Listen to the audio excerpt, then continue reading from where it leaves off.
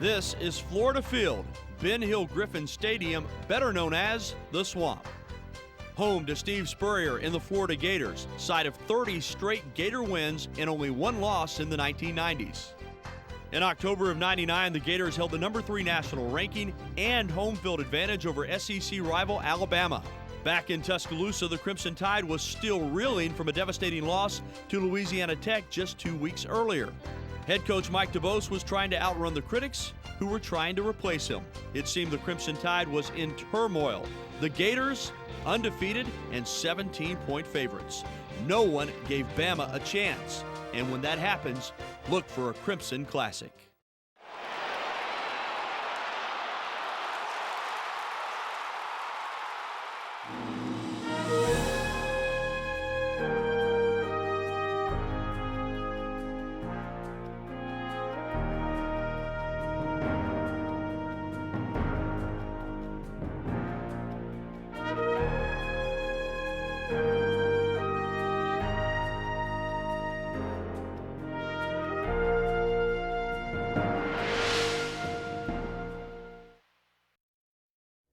Hi folks, I'm Gary Harris. Welcome to Crimson Classics.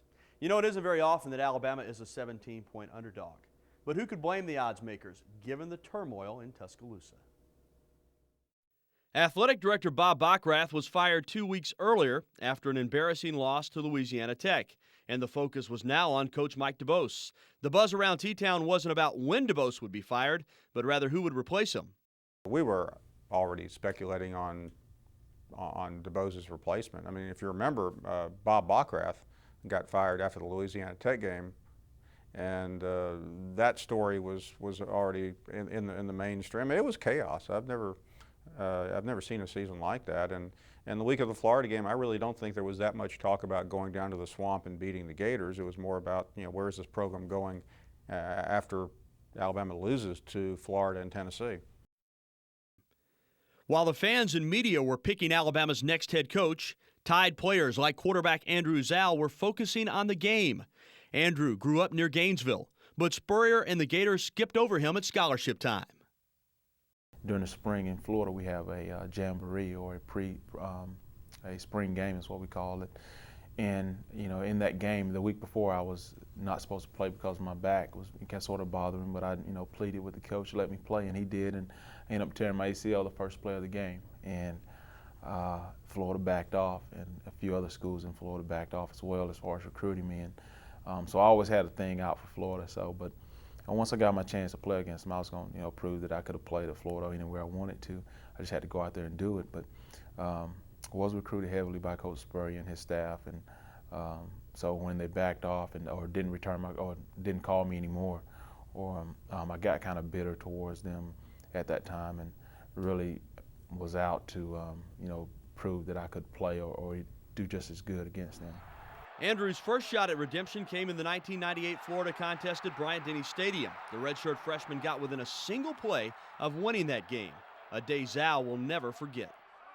I can't even watch the film of me throwing an INT at the end anymore. My wife gets kind of wondering why can't I watch it, but I get nervous every time I get down to that point. But that game really let me know that the college game is much more than I ever thought it would be.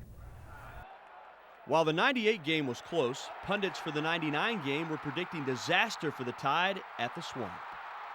He was clearly gone after the Louisiana Tech game. I mean, everyone who had even supported him, and certainly I wasn't one of those, said that in the next day, in the next couple of days, he would be fired. Then he beat Arkansas the following week, and I don't think that was anything more than just a reprieve for a couple of reasons. Everyone knew what the schedule said. I mean, there was Florida and Tennessee, and you had to assume that he was going to lose both those games and probably lose the Florida game badly. So going into that game, I didn't know anyone who thought, or I didn't know anyone who felt Alabama could beat Florida, and I certainly wasn't among those. I mean, I thought it could be pretty bad.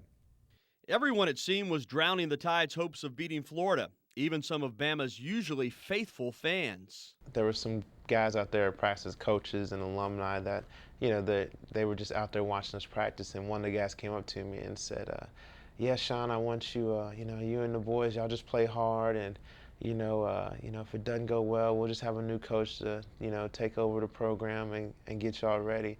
And, just play hard. We don't care what happens. Y'all play hard. And I remember looking at him like, dude, we're Alabama.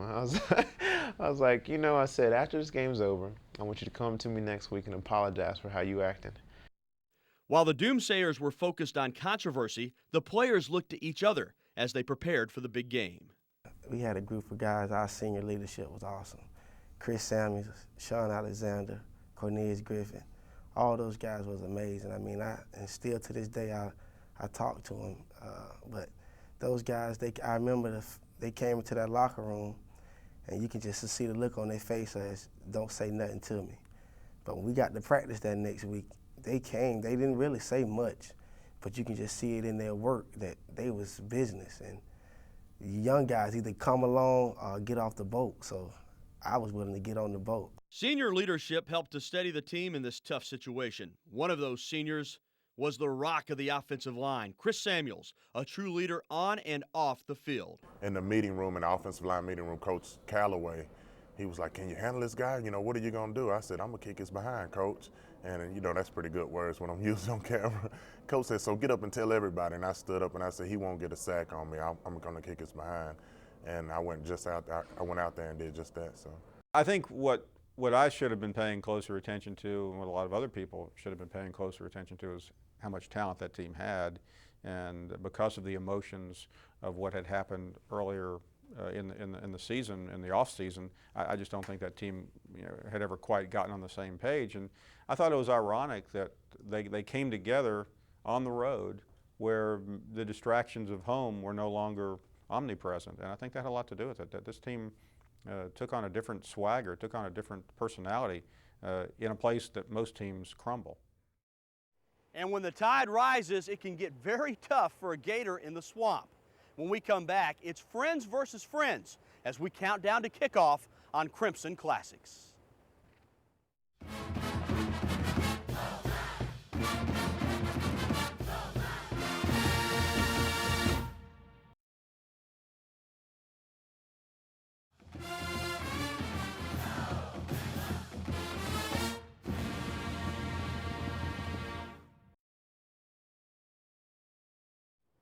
For Andrew Zal, this game was more than just a rivalry. For him, there was something to prove, not just to Coach Spurrier, but to all his high school friends wearing Gator blue.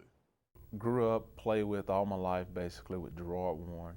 He would be number 61, and Benny Alexander, who's number 30. Grew up, played with those guys all through high school, middle school, and even a little bit of Little League. Gerard was a little too big to play Little League, but grew up with those guys, and Alex Brown, played against him in high school, knew him a little bit. Knew a few other guys, but not as well as I knew my teammates who I actually played with. And it was fun. And every time in '98 we got on the field, and Gerard Warren was like, Zal is just like back in high school. And I said, yeah, but you're on the other side this time. So it was fun because I got an opportunity to play against him, see him again, and also see Benny. So it was just, out there having fun. It was a friendly competition, but I was also trying to win the game. Another challenge for the Tide came from missing key players, either by injury or suspension. We had Tim Bowens, he was a senior, but he banged his shoulder the week before. So he didn't. Right before the game, they decided, and then right before the game as well, a couple hours before the game, Shamar Buchanan, he had got into a little trouble, and right before the game, they told him he couldn't play. So that was 2 receivers. Now I went from 4 to 2 quick. But that week was tough. I know finding out that Shamar would be suspended was tough on us, and and then everyone is talking about if Coach Dubose doesn't win this game, he's going to be fired.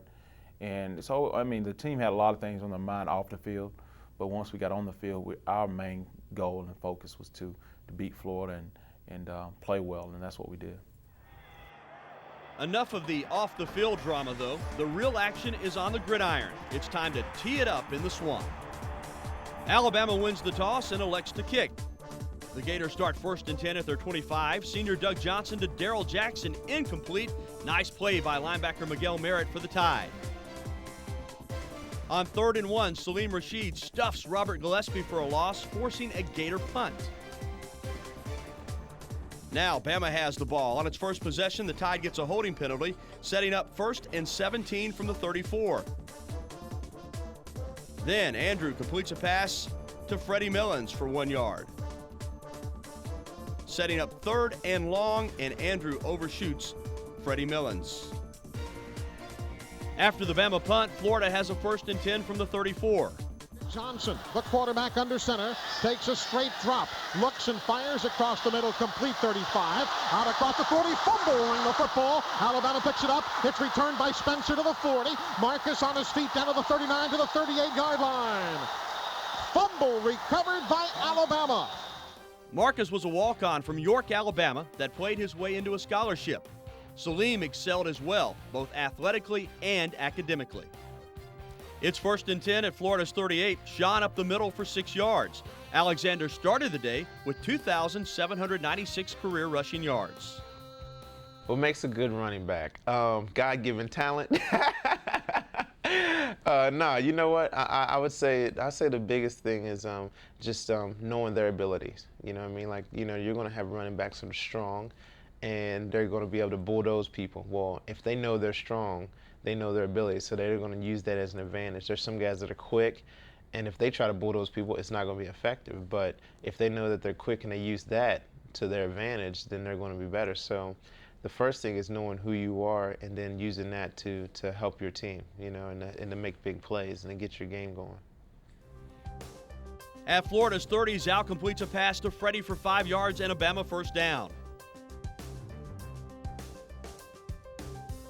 From Florida's 25, it's Sean for 2 tough yards.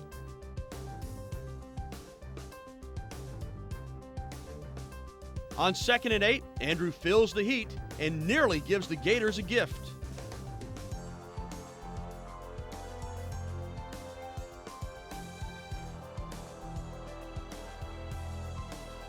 Andrew now in the shotgun on 3rd and 7. Complete to Freddie, but not quite enough for a 1st down. So with 4th and 4, Chris Kemp attempts a 37-yard field goal and gives Alabama the surprising 3-0 lead with 7:45 left in the 1st quarter. Alabama's lead doesn't last long, though, as Coach Spurrier's fun and gun offense decides to have a little fun. Quarterback Doug Johnson hits all-conference split end Darrell Jackson for a 73-yard touchdown, and Florida takes the lead 7-3. Coach Spurrier is known for his quick strikes, but this 99 Bama team worked the field just as skillfully. Offensive coach Charlie Stubbs matched Spurrier strike for strike.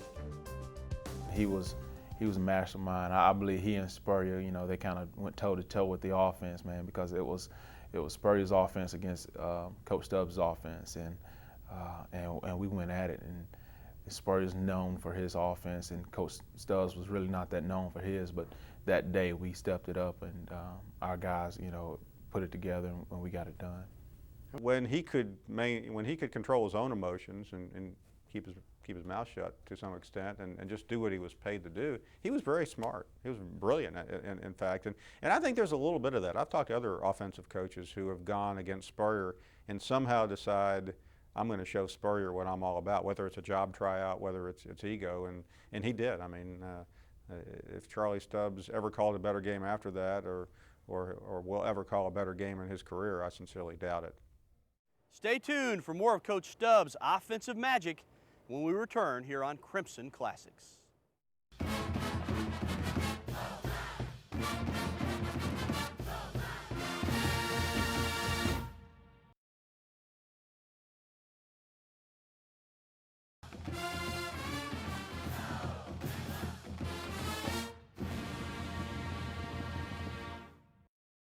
Now, as we return to the action, it's Florida 7, Alabama 3, with 3:41 left in the 1st quarter. We're going to pick it up after an Alabama punt. From their own 25, it's Bo Carroll for 5 yards, stopped by Reggie Grimes. Johnson goes to Carroll again, but Canary Knight tracks him down for no gain. Great play by the Florida native. Canary's a senior from Tallahassee. After making a couple of first downs, Florida's Doug Johnson mishandles the snap, and former Parade All-American linebacker Salim Rashid recovers for the Tide. The Gators' second fumble of the game gives it to Bama at the Tide's 41 with just over a minute to play in the opening quarter. From their own 41, Zhao is the quarterback. He'll look to throw long, but across the middle, there's Alexander wide open. Sean's got it 45-40, down the left sideline, 35-30. Still on his feet, takes a hard hit, goes to the 20-yard line of the Florida Gators. Sean and Andrew combined for another big gain. That's no surprise. The duo made that a habit while playing for the Tide. Alabama starts the second quarter with a big 3rd and 5. Andrew from the shotgun hits Freddie Millens, whose great catch makes it 1st and goal at the Florida 1-yard line. Check out the concentration by the sophomore from Starkville, Mississippi. Stuffed on 1st and 2nd down, Bama then tries big Dustin McClintock on 3rd down. So when we walk up to the line, I'm trying to find out, what hole could he go in. And as soon as I hand him the ball, I see they stuffed him. So I run back up and try to, get my block in. And, man, the guy just dogs me, man. He puts me on the back. And then the next play, I try to get it off quick, and then Sean just, kind of barely gets through. 4th and 2, got to score, and Coach Dubose decides to go for it.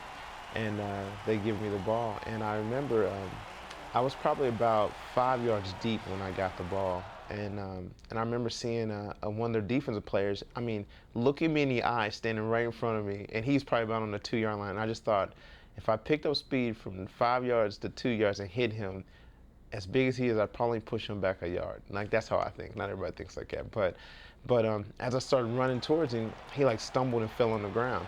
So I just sidestepped him and fell in the end zone, and everybody was just jumping up and down, going crazy. And I was like, oh my goodness, I don't believe anybody's seen that, Alabama 10, Florida 7 with 12:53 left in the second quarter.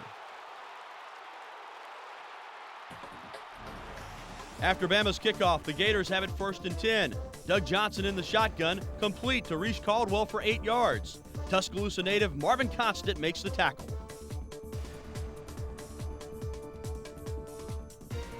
On 1st and 10 from their 28, the Gators show they can be just as explosive on the ground as in the air. Bo Carroll blasts through the middle for 38 yards.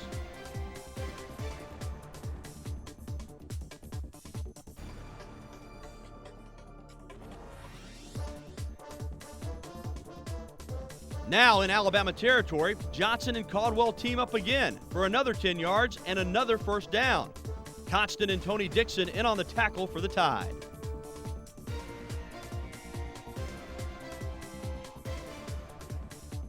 On what looks like a sure touchdown pass from Johnson to Darrell Jackson, senior Milo Lewis makes a touchdown-saving play. On 4th and 13, Florida's Jeff Chandler attempts a 41-yard field goal that goes wide right. Bama holds, and the Tide gets the ball back with 9:15 left in the half and a 3-point lead. After an incomplete pass, Sean goes up the middle, but only gets a yard. It looks like the Gators are going to hold until Zhao connects with A.C. Carter for 14 yards and an Alabama 1st down.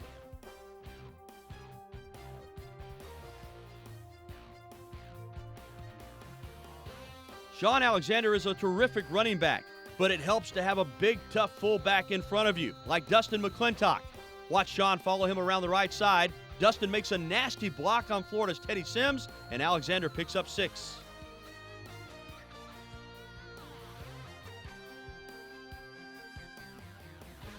On 2nd and 4, the Florence, Kentucky native goes up the middle for 2 more, setting up a 3rd and 2. With 6:34 left in the second quarter, reserve running back Sean Bohannon finds a hole and picks up a Crimson Tide 1st down. From the 50, Andrew Zhao finds A.C. Carter for a nice gain of 6 yards, setting up 2nd and 4. That play right there, we ran it a few times, and the young freshman, Antonio Carter, made huge plays for us. And then we come back with a bomb to Sean, and I didn't have enough time to throw in the ball. If I would have had enough time to set up, I could have hit him with it. 3rd and 4, Sean over the middle, hit hard. Now, I pumped it once to Jason McCalley, tried to make the linebacker go away, but he didn't, and he sort of settled on Sean, and he hit Sean, knocked his helmet off, Sean has a blue nose and bloody mouth, man. So he's not too happy with me at this point because he got kind of crunched in between those guys. Well, my face was all busted up by that time, you know, with me having my helmet knocked off. But you know, my nose was just busted open and I was bleeding out of my mouth and everything. Yard by yard, Alabama advances 10 plays, burning 4 minutes off the clock and slowly exhausting that big Gator defense. It wears them down, especially those big guys down there in the trenches. I mean, they're trying their best to get to the passer, but our offensive line dealing with Chris Samuels and Paul Hogan and Will Cuthbert and those guys, it was kind of hard. But we kind of just wore those guys down. And I think we went in with a great game plan with Sean at running back, and we just pound them, and then we had a pretty short, nice passing game. So, like you say, we just wore them down. From Florida's 25, Zal from the shotgun finds A.C. Carter for 10 yards and another Crimson Tide first down. And this pass right here, Antonio bobbled a little bit. I remember, screaming at him, like catch it the first time, and I almost hit him in the face when he went right through his hands. Zhao off the near hash mark. The give, Sean Alexander, nothing up the middle, cuts to the outside to the 10, breaks a tackle to the 5, to the 4, to the 3-yard line. During his career, Sean proved to be one of Alabama's best ever, breaking 6 offensive records during his 4 years at the Capstone.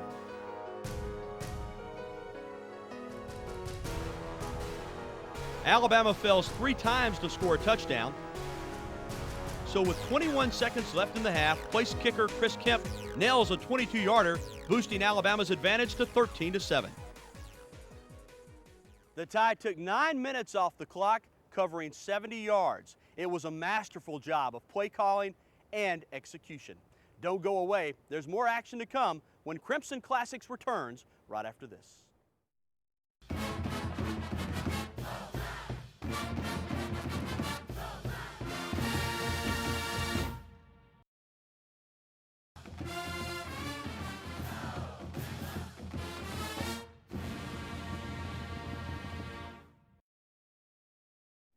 "30 minutes in the books, and the Tide was up by 6, not down by 17, the way practically the entire country had predicted.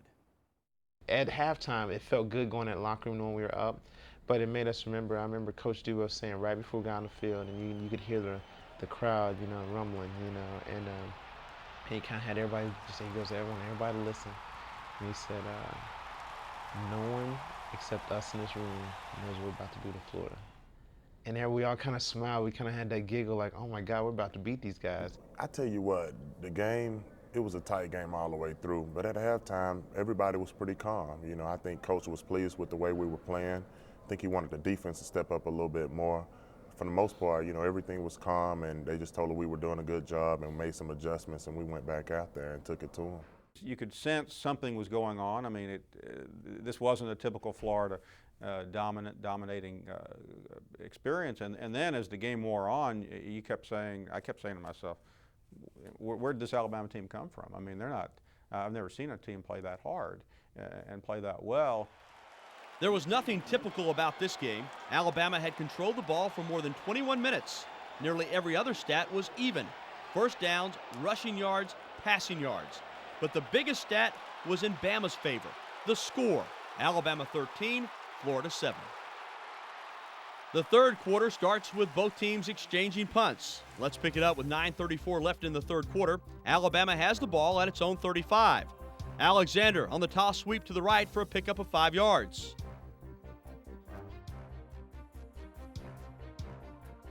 On 2nd and 5, Zal makes his only mistake of the day.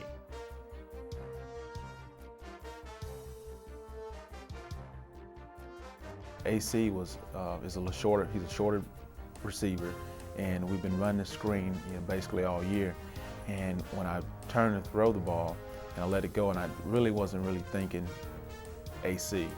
I'm thinking of a taller guy. But when I threw the ball, I overthrew him, of course. And once my friend from high school, Benny Alexander, caught the ball, I said to myself, oh man, he's gone. Actually, he was throwing that ball to me, and it was kind of high. It was a middle screen.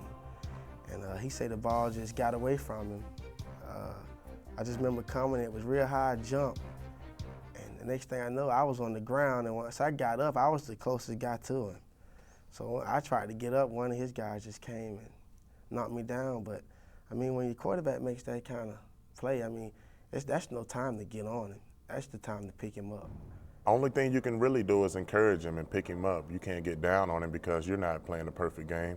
And, you know, that's what our team was about that year. We just stuck together and encouraged each other when things went bad, and that's what got us through. 2 plays, 14 points. That's how Florida became one of the most successful college football programs of the 1990s. Florida 14, Alabama 13. Alabama 1st and 10 from the 30. Zal to Alexander for a nice gain of 11 yards and a first down. After a 10-yard sack by Florida's Thad Bullard, it's now 3rd and 19 for Andrew and company. Came up to a 3rd and 18, and we were able to pick this up. I mean, we were having everybody run, you know, straight down the field, and Antonio Carter, being a true freshman, broke his route off right around 20 yards, and he was able to get the first down. I was sort of surprised for a freshman to do that, and you know, once I seen him and he broke it off, I threw him the ball. The quarterback's in trouble. You always come back to the ball, and unless you're near the sideline, you turn up the sideline. I mean, my thing was, I just played football. I mean, if a guy was standing here, I went there. I just went away from the defender, and the closest I can get to the quarterback, that's what I did. And I always try to just make myself visible for the quarterback. Like I say, give him my numbers, and that's kind of their read. A receiver give him his numbers, it's his job to get him the football.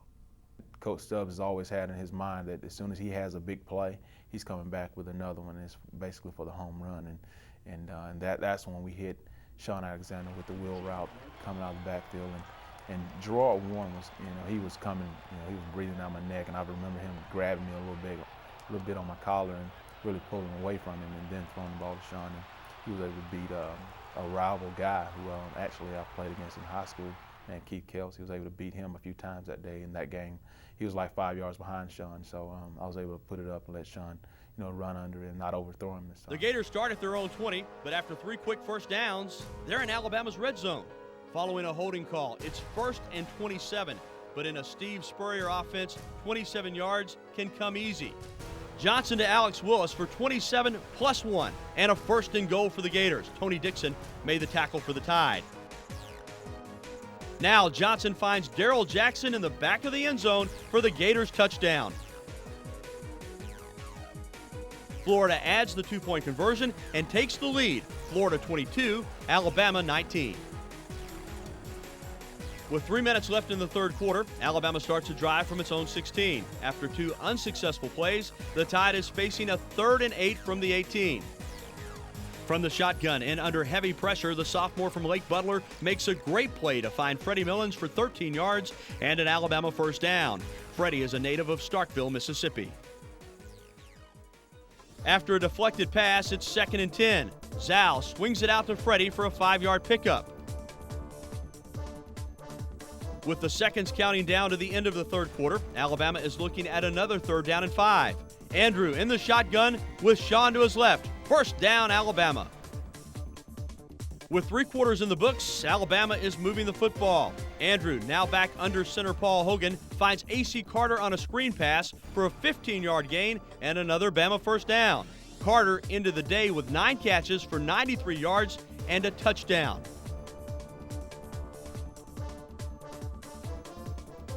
The toss sweep to Alexander goes backwards. Bama loses 5. From the shotgun, Alabama faces 2nd and 15. Here now is the 2nd down and 15. Zhao pumps, looks, throws. Millens got it. 25-yard line, 20.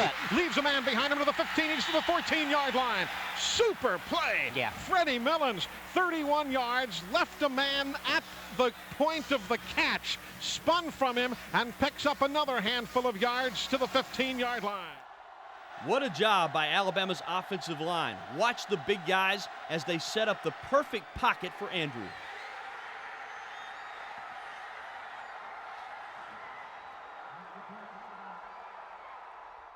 So the Tide is on the Florida 14-yard line. With 12:50 to go, the Tide is down by 3. The action gets even better when Crimson Classics returns.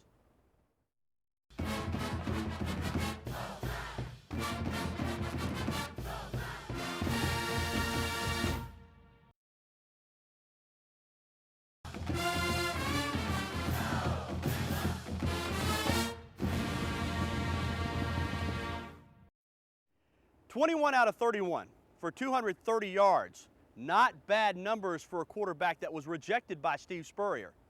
And don't forget about the other Florida native, A.C. Carter. 6 catches, 65 yards, and neither one of them were finished. From the Gators 14 with Zal under center, Bama attempts a little razzle-dazzle. This is a nice ball by Sean, and I really didn't think the DB would be there, but Sean made a nice throw, and I jumped up, and I should have caught the ball. The ball went right through my hand, so I blame that on myself. I'll take that one. It's 3rd and 10, Andrew operating from the shotgun. The following play, I had all day to throw it, and good friend Gerard was giving me more pressure, but I was able to get the ball to Antonio. He jumped, be a short man, he jumped pretty high, and came down with it. One of the great plays of the day. But Zal, when I came to the sideline, he said he was trying to throw the ball away because I had to get up pretty high. And I mean, I was just in the back of the end zone, and like I say, he went through his reads. It kind of took a little time, and I seen the ball coming, and it was kind of high, but I mean, like I say, I guess the blessing of the man upstairs, and I just went up and got the football. Antonio, that's AC, he was running a drag route across the back of the end zone, and I remember Andrew rolling out and throwing it, and I thought to myself, is he throwing that thing out of bounds, you know? And AC jumps up and just, you know, two-handed grabs it, you know, falls down in the end zone, and he jumps up like he knew he had it all the time, and we were just going nuts because it kind of let us know, oh yeah, we got firepower. And you know, I called Andrew to the sideline, gave him a high five, and I said, "You throwing that out the back of the end zone?" He gives me a wink like, "Nah, of course not." With 12:30 left in the 4th quarter, Alabama leads 26-22. 48 total points scored, 6 lead changes. It's official, folks. We got ourselves a barn burner.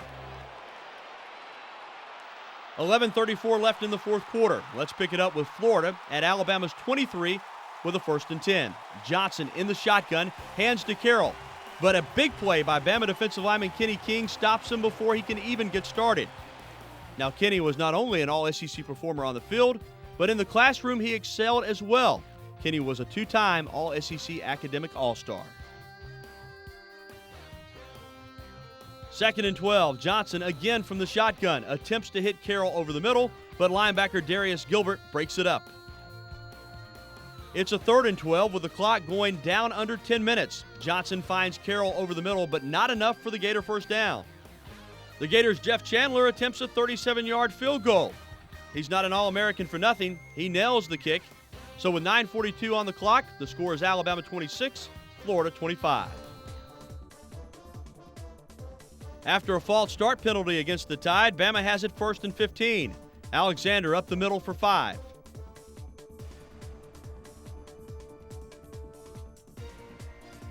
Andrew from the shotgun slings it out to fast Freddie Millens. Millens picks up 22 yards on the play and an Alabama first down. Freddie was a 5th-round pick in the 2001 NFL Draft by the Philadelphia Eagles. From the Bama 42, Andrew hands off to Dustin McClintock for a 4-yard gain. Zal from the shotgun pitches it to Sean Bohannon, but the Gators are there for the stop. No gain on the play. After 2 consecutive penalties, Alabama is facing a 4th and 25. The Tide has no choice but to punt. Patrick Morgan comes on, but Marvin Brown gets in the way of the snap, and the Gators get a gift, recovering the football at the Tide's 31. The Gators have the football. Robert Gillespie over left end for 11 yards. Former Pickens County High School star Tony Dixon on the tackle. Big-time players make big-time plays. Salim Rashid makes a big play to stop Gillespie for a 1-yard gain.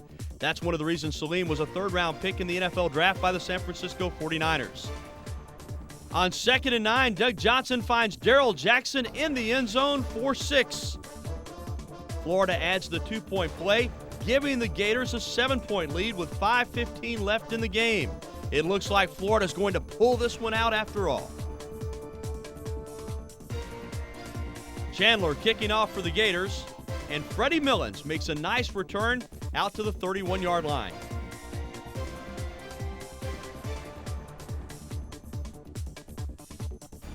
Alabama starts the drive with Andrew in the shotgun, and he finds Millens for 22 and a big first down. Florida's Andre Davis makes an outstanding play to throw AC for a loss of 1, setting up a 3rd and 11.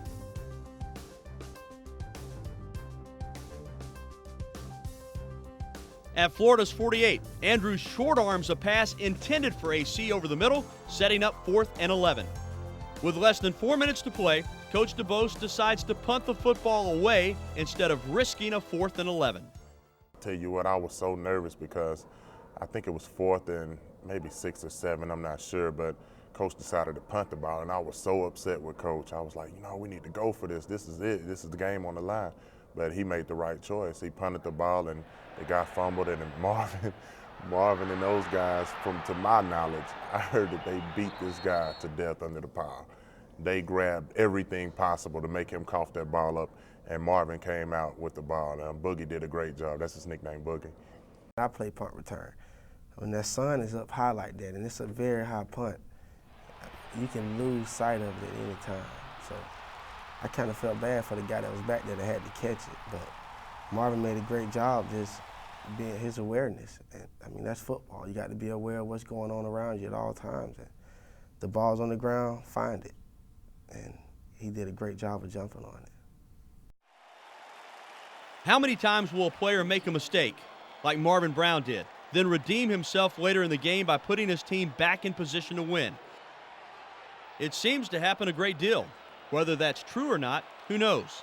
But on this day, Marvin made it true. With the clock running, ball on the Gators 21. Andrew Zal hands the ball to Sean for 4 yards. On 2nd and 6, Zal finds Freddie Millens for 2 yards. Clock still running. We're now under 2 minutes. It's 3rd and 4 from Florida's 15. Alexander up the middle for 2 yards. Florida's Marcus Johnson makes a terrific play. Alabama faces a 4th and 2. A field goal won't help, so this time the Tide has no choice. It must go for it on 4th down. All right, 4th and 1 from the 13. McClintock ahead of Alexander, big hole, first down, and more. Touchdown! He's in, touchdown, 13 yards. Sean up the middle behind the blocking. Touchdown, Alabama. Extra point is good. We've got a tie football game. But the game isn't over. Florida gets the ball back with 1:25 left and the score tied at 33. From the 21, Johnson in the shotgun finds Robert Gillespie for 6 yards. After an incomplete pass, Gillespie takes a draw up the middle for 10 yards and a Florida first down. With under a minute to go, Florida is on the move. Johnson to Caldwell for 18 yards, putting the ball at the Bama 45-yard line. Just outside of field goal range, Spurrier, always the gambler, goes for 6 instead of 3. Alabama safety Marcus Spencer, though, Johnny on the spot, breaks up the pass. A Florida penalty makes it 2nd and 15 from midfield. With the Gators 1 play away from a winning field goal, Marvin Constant knew his defense could make a play. It was one of those attitudes where we knew something had to happen, We got to make it happen. If we don't make it happen now, it's not going to happen. So it was like everybody just had to grow up, be a man real quick, take responsibility, do their job. And Sandersville, Georgia native Chris Horn certainly did his job, sacking Doug Johnson. When we come back, it's overtime on Crimson Classics.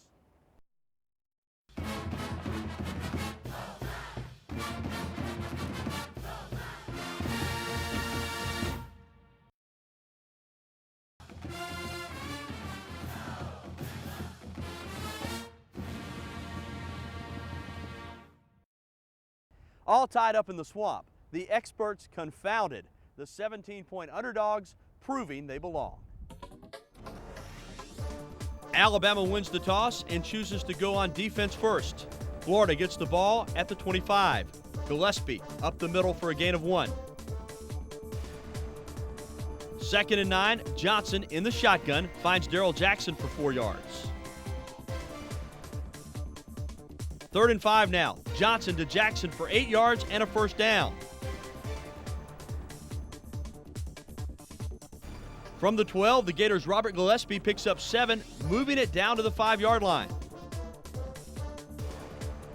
After a loss of 1, Johnson, the cool customer that he is, finds Caldwell in the end zone. Florida gets the touchdown and takes the lead. Up by 6, Chandler's on to attempt the extra point. Automatic, right? No, the All-American misses it. What a major break for the Crimson Tide. Florida leads, but only by 6. Alabama has a chance to win it. Remember, in overtime, each team has an opportunity to score. Florida's up by 6, but now it's Alabama's turn. Zhao under center, Hogan gets the snap, give Alexander left side, big hole, 20, 15, he's gonna go, he's gone, touchdown, the extra point would win it. Daniel Moore, get your canvas ready. We've got one of those special moments, a 25-yard touchdown run, Sean Alexander. First play of the overtime we had, and Sean takes it down. Sean Draper makes a great block, man. We couldn't express the way we felt at that point. And there's my mom, number 5 in the middle of the screen. But we get on the sideline, and there they are again, top right corner, the whole family. But he's excited, jumps on Coach Williams, and I'm surprised Coach Williams held him up. But we're excited, and Sean's on the sideline waving his hand, waving at the fans, and we just know we're going to win this game. I was so excited when Coach called that play, and to be honest, I didn't expect to score off the first play. I thought we were going to have a little fight to get in the end zone, but, I clapped my guy down, me and Griff Redman, we had a double team. Then I saw the little safety scraping over the top, so I ran and knocked him down, and that was all she wrote. Sean just skated in the end zone, and Draper had an excellent block, drove a guy maybe like 8 or 9 yards downfield. It was just a lot of excitement. It's hard to explain, it just felt great out there, especially to go in their house. They had been beat, and I think, if I'm not mistaken, 31 games or something down there in the swamp. And nobody gave us a chance, really, except the diehard fans and our coaches, and we gave ourselves a chance. We believed in ourselves. We went down there and took it to those guys. Chris Kemp out of the hold of Morgan. The snap of Ledbetter. The kick is up. The kick is no good. Oh, but there's a flag. There is a flag down. There is a flag down. Florida's offsides. The kick was no good. The snake says Florida jumped.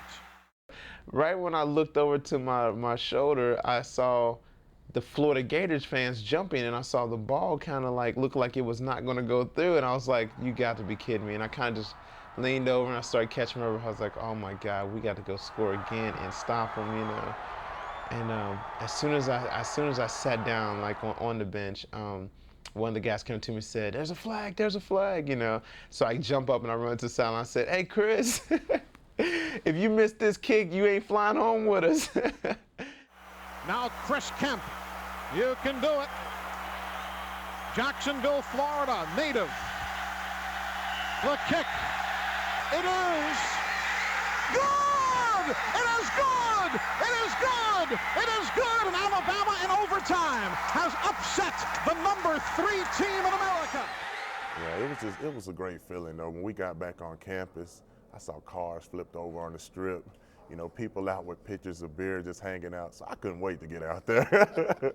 We were on the bar singing, Roll Tide, Sweet Home Alabama, everybody hugging, kissing, just having a great time together. That team was pretty tight, and a special team also. So the emotions are going, and when Florida misses the extra point, you're going, this is almost surreal. And then, of course, when it happens with Alabama, you kind of say to yourself, I think I've seen everything in my career. And then that happens, and you say, nope, never seen that. It was just, you could not have scripted it. Spielberg couldn't have come up with a more bizarre and unbelievable script. If you said to somebody, this is how the game is going to end in overtime, extra point missed, they'd throw you out. They'd say, try again. That's not realistic. They were highly motivated. Still had to be a lot of things happen for them in that game to go right until the overtime. Florida missing the extra point in the overtime. Alabama missing one, getting a chance to kick it again because of a penalty. But they felt like they could win that game. They saw something on the film. You know, they saw, as was ultimately proved, that they were a better team than Florida. I think the second meeting pretty well confirmed that, and they felt like they would go down and shock the world. They said that many, many times that week, that that's what they were going to do. We were running on, jumping on the field, jumping on each other, and it was really cool. Just such a great moment. You know, there's always a couple times where you wish that other people could feel how you feel, and the birth of my baby, getting married, a couple of games I've played in. This is one of those games that you wish that you could score, that everybody had a chance to score that game-winning touchdown and be able to do something that no one else thought you could ever do. I don't know, I kind of jumped for joy for a little while, but then I remember going up to the Florida coach's sideline. I forget the coach that recruited me, but they wouldn't shake my hand. So, I don't know, it wasn't, I just kind of went in the locker room and just jumped for joy. My teammates and was excited. And my parents and all my friends and family was waiting for me. I tried to run and go see Coach Spurrier since he didn't talk to me after, one year I was at his camp after he stopped recruiting me. But he ran out the field and I couldn't catch him, so I'll get him next time. It never mattered what they said until the game was over, because if you were the underdog and you won, then it was like, ha-ha, you said we weren't going to do it and we beat them in their house. But then if you lose, everybody's like, well, we knew they were going to lose. So it doesn't really matter until it's over and you've proven everyone wrong, and that's one of the best feelings ever. When you can prove all the ESPN analysts wrong, the ABC, CBS guys, everybody who said we wouldn't win, when we won, it's like you can point that finger back at them now. That's right, Marvin. The Tide won in spite of what all the analysts predicted. The team pulled together and played an amazing game, regardless of the off-the-field distractions. 40-39, an overtime thriller from Gainesville. And like a great movie, there was a sequel. But that's for another time and another Crimson Classic. For the Bryant Museum, I'm Gary Harris.